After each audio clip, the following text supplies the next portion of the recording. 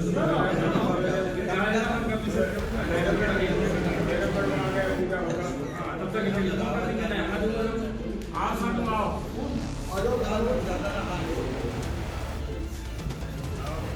जो मामला है पूरा, इसमें पूरी जो गलती है वो कहीं न कहीं हेडमास्टर की है या फिर जो अधिकारी हैं, बेसिक शिक्षा अधिकारी जो हैं, उन्होंने कुछ ज़्यादा ही प्रताड़ित कर दिया तो अध्यापक पे रहा नहीं गया।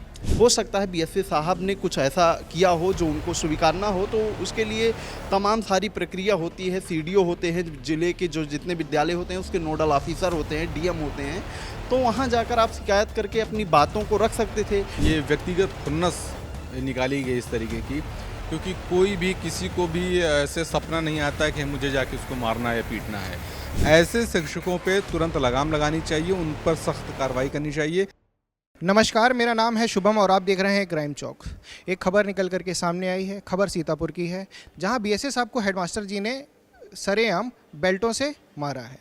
अब मामला ये था कि हेडमास्टर जी गए थे वहां पर अपनी शिकायत के चलते पत्र लिख देने के लिए, लेकिन वहाँ पर जो बीएसए साहब हैं उनको उनका जो कबूलनामा था वो समझ में नहीं आया, उन्होंने उसको खारिज कर दिया। अब इतने में जो वहाँ पर हेडमास्टर जी थे उनको गुस्सा आया, 6 सेकंड के अंदर उन्होंने 5 बेल्टें जो थी बीएसए साहब को जड़ डाली। अब इस पर बातचीत करने के लिए हमारे साथ तमाम पत्रकार साथी मौजूद हैं, तो एक बार उनसे जानेंगे पूरा मामला क्या था और इसके पीछे का पूरा कारण क्या था। तो अमन जी हमारे साथ हैं। अमन, आपको क्या लगता है ये जो पूरा मामला हुआ है, जैसे कि जो हेडमास्टर जी हैं उन्होंने बीएसए साहब को बिल्कुल कह सकते हैं आप दूरी पे रख करके कूट दिया है, तो ये क्या लगता है आपको? देखिए, जिस तरीके से सीतापुर से ये मामला सामने आया है, बीएसए की ऑफिस में जाकर बेल्ट से पीटना, पहले तो ये देखना चाहिए कि वो ज़िले का एक बड़ा अधिकारी होता है। किसी भी व्यक्ति को इस तरीके से जाके किसी भी अधिकारी के साथ व्यवहार नहीं करना चाहिए। और रही बात हेडमास्टर की, जो इसी विभाग के कर्मचारी हैं, अपने ही अधिकारी को आप जा रहे हैं पीट दे रहे हैं, तो कहीं ना कहीं से दुखदाई है।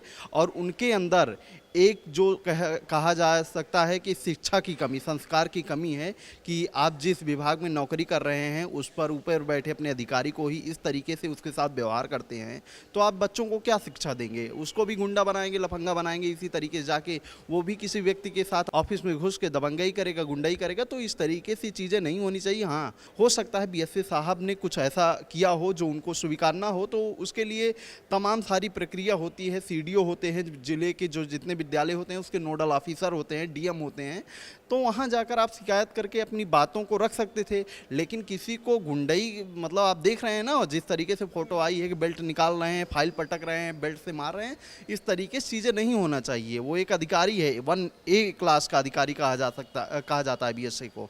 तो जो हो रही हैं इस तरीके की चीज़ें, कहीं ना कहीं इस पर तगड़ा एक्शन लेने की ज़रूरत है, जिससे कोई भी कर्मचारी अपने अधिकारियों के साथ इस तरीके का व्यवहार कभी ना कर सके। सही बात है। और आनंद जी, आपको क्या लगता है कि ये जो मामला है पूरा, इसमें पूरी जो गलती है वो कहीं ना कहीं हेडमास्टर की है या फिर कहीं ना कहीं जो अधिकारी हैं, बेसिक शिक्षा अधिकारी जो हैं, उन्होंने कुछ ज़्यादा ही प्रताड़ित कर दिया तो अध्यापक पे रहा नहीं गया?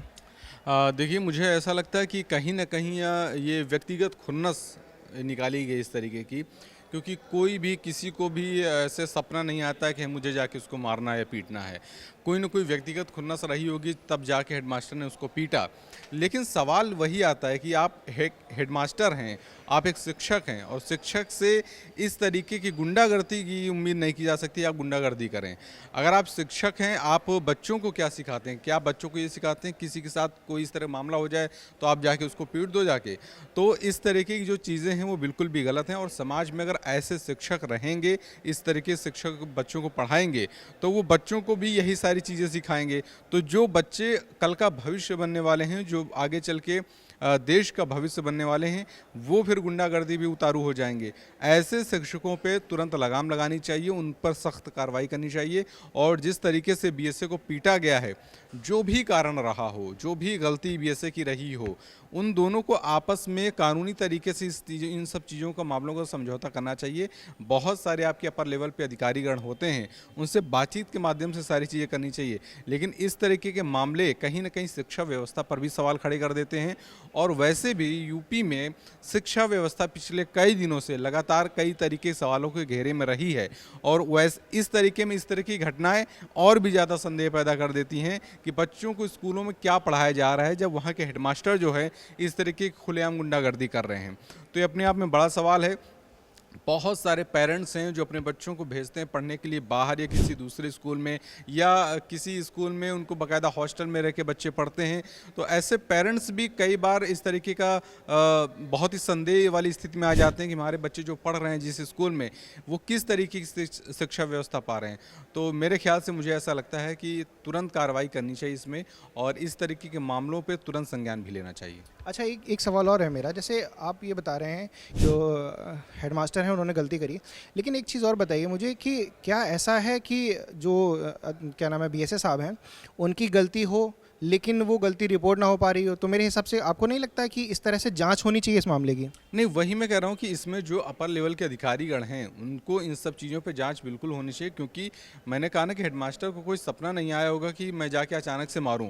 ज़रूर इसमें कोई ना कोई बात रही होगी, ज़रूर बीएसए अधिकारी ने कुछ न कुछ ऐसा कहा होगा या कोई और ऐसा मामला रहा होगा जिसको लेके इतनी ज़्यादा खुन्नस हेडमास्टर के अंदर आई कि उसने जाके सीधा पीट दिया। और जब कोई किसी को पीटता है तो कहीं ना कहीं मुझे लगता है उसका आपा खो चुका होता है, या वो एक कहते हैं ना कि सहन करने की क्षमता जो है वो ख़त्म हो चुकी होती है, तो वो कहीं ना कहीं ख़त्म हो गई होगी तभी जाके पीटा होगा। तो मामला एक तरफा नहीं है, मामला तो दोनों तरफ से। लेकिन जब आप किसी भी मामले पे आप कानून अपने हाथ में लेके आप खुद फैसला करने लगते हैं, तो वहाँ पे जो इस तरह की घटना करता है वही सवालों के घेरे में आ जाता है। तो हेडमास्टर इसीलिए अब सवालों के घेरे में है। बिल्कुल, बात अगर करते हैं हेडमास्टर साहब की तो कहीं ना कहीं उन्होंने तो गलती करी ही है, लेकिन इस मामले की पूरी जांच होनी चाहिए, और जांच के बाद किसकी गलती है उसको जिसके भी जो भी आरोपी निकलते हैं उन पर कार्रवाई होनी चाहिए। क्योंकि अगर हेडमास्टर को परेशान किया जा रहा था तो भी कहीं ना कहीं शिक्षा व्यवस्था या शिक्षा प्रणाली पर चोट थी, और अगर बीएसए साहब पर ये जो हाथ उठा है तो वो भी कहीं ना कहीं कह सकते हैं शिक्षा प्रणाली पर हाथ उठा हुआ है। तो देखते रहिए क्राइम चौक। मेरा नाम है शुभम, धन्यवाद। This video is sponsored by Ram Ram Group of Companies, co-sponsored by Nature House and Bhaiya Ji Silver Coated Ilachi.